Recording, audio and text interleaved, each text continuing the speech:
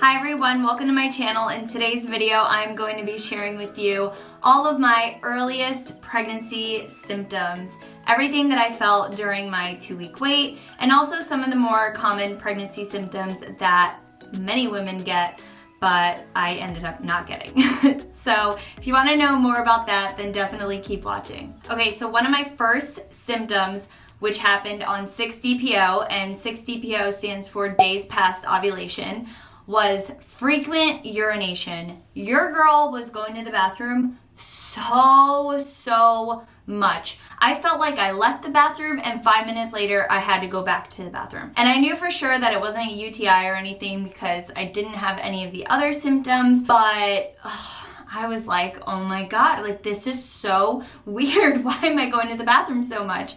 But lo and behold, it is a very common early pregnancy symptom. Then 2 days later, which was 8-DPO, I started feeling some mild cramping, like in my lower abdomen, back area. And at first, like super easy to confuse that with pre-period cramps. Like I was like, maybe I'm just getting crampy before my period comes. I don't know. So I didn't really think that much of it, but I definitely noted it down because, you know, some months I would get some sort of cramping, then other months I wouldn't. So I was like, I don't know, maybe I should just write this down just in case.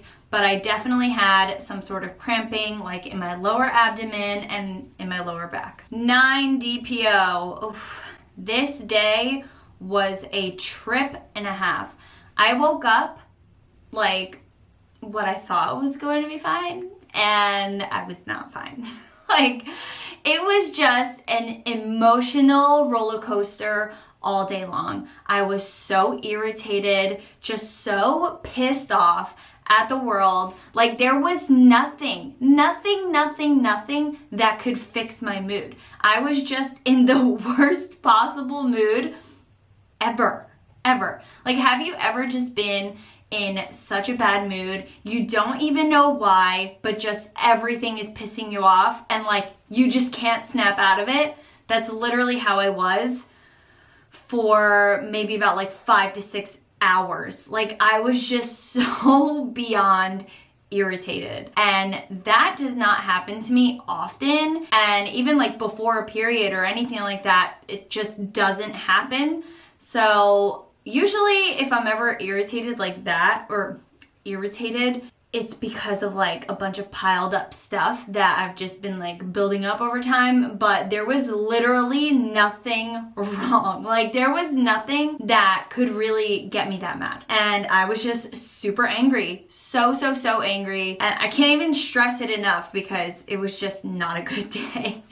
And then later on, like when I finally felt better, this was around like 6 o'clock, I came home and I remember like talking to my husband. I was like, oh my God, like I'm feeling this really weird twinge, sort of like throbbing, like not pain, but just like sensation in the right side of where my uterus is. And he was just like, you're so weird, like what are you talking about? And I was like, I'm serious, like I'm having this weird like throbbing sensation on like my right side, and I also feel like some cramping on my lower back and this and that, like, which is so weird. That I have never felt before in my life. And I know that a lot of women talk about like when you feel implantation, and 100% that's what happened. 100%. Because even in my Kendara app, I had like a temperature dip,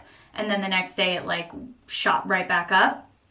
And that's exactly what happened. Like that day, for sure, implantation happened because I felt it. Like I knew for sure that that was it. Okay, so the next day was 10-DPO, and for the most part, I was totally fine. The only thing that I noted down that was just weird about that day was that I was incredibly thirsty. I don't know why. I usually don't get super thirsty, especially because during that whole time I was trying to keep my water intake relatively high in comparison to what I used to drink. But I don't know, I was like extra thirsty that day. So that was one thing that I noted for sure. Then 11 DPO came around and I found out that I was pregnant.